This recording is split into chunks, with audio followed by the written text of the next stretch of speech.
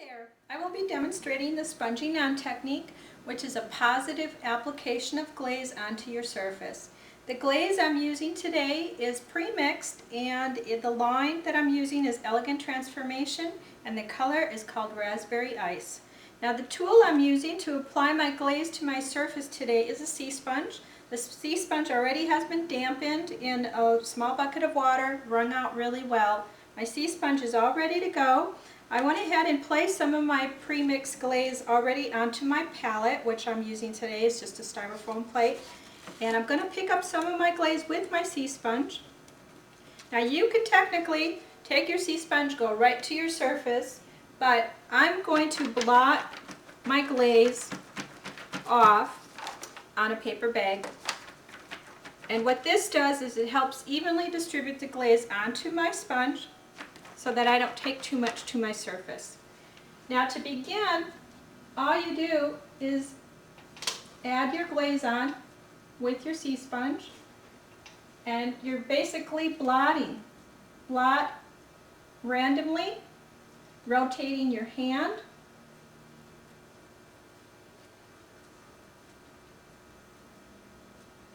If you want to add more glaze to your surface, pick up more glaze and apply it that way.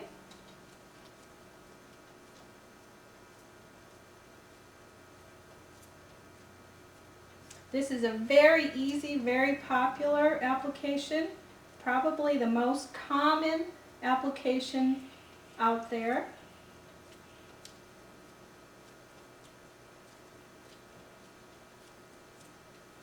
I generally work in 2 to 3 feet sections. I don't take too big an area so that I can control my glaze and it doesn't start drying on me.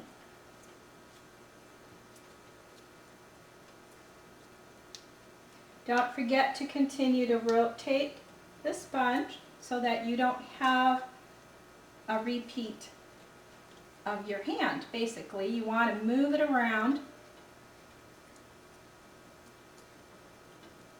If you have an area where you have a little bit too much glaze, take the drier side of your sea sponge and dab it out. That'll help soften your technique. Now basically, this is sponging on. Very simple, very easy, and fun to do.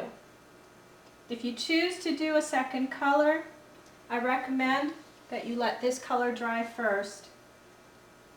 A good 24 hours is recommended, and you can blot your second color on easily after that. You want to have high and low areas, as you see here. You don't want the whole thing to be completely even. That's the beauty of decorative treatments, is that it's art. It doesn't have to be perfect. If you want it to be exactly the same, they do sell lovely wallpapers. But the neat thing about this is that there is no right or wrong. It's just a matter of applying your glaze onto your surface. And that is sponging on. Thank you.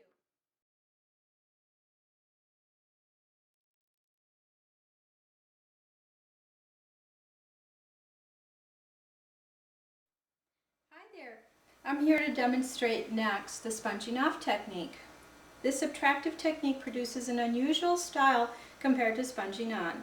One person can create this style, although having a helper is suggested when applying to a large area. Apply the glaze with a fully loaded roller working in a 4x4 area. Now the glaze I'm working with today for this demonstration is glaze by Elegant Transformation line, and the color I chose is called Classic Navy. Now when applying the glaze to the surface, what makes this technique different from sponging on is that we are applying the glaze to the surface with the tool.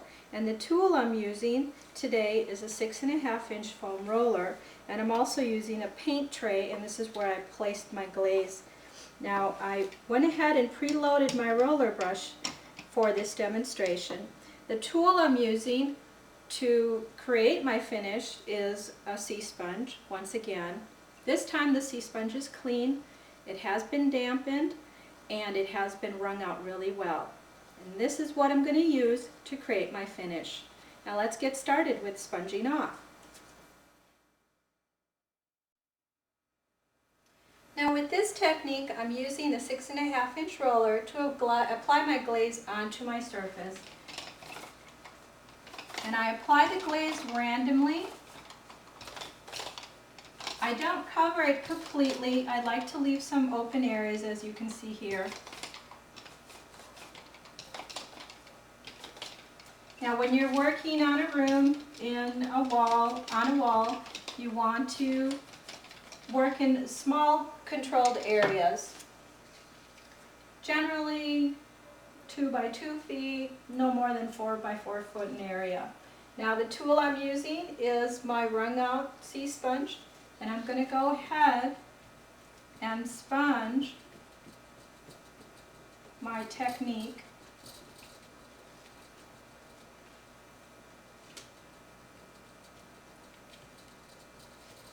Again, hitting my glaze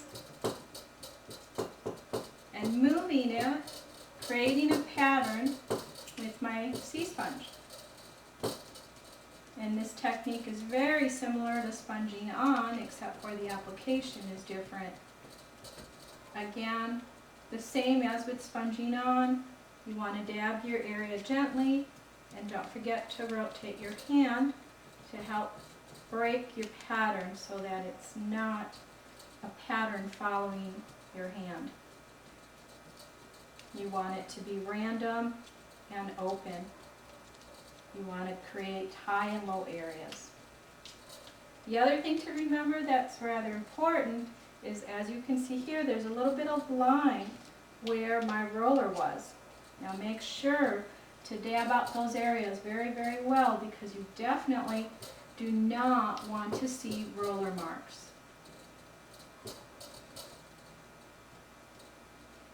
Now as you can see here, the application of sponging off gives you a little bit of a deeper finish, deeper color than with sponging on. Sponging on shows a little bit more open pattern, and sponging off is a little bit more solid, a lot more filled in.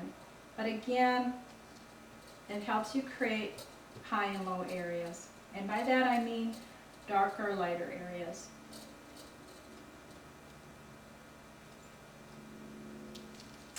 And that's how easy sponging off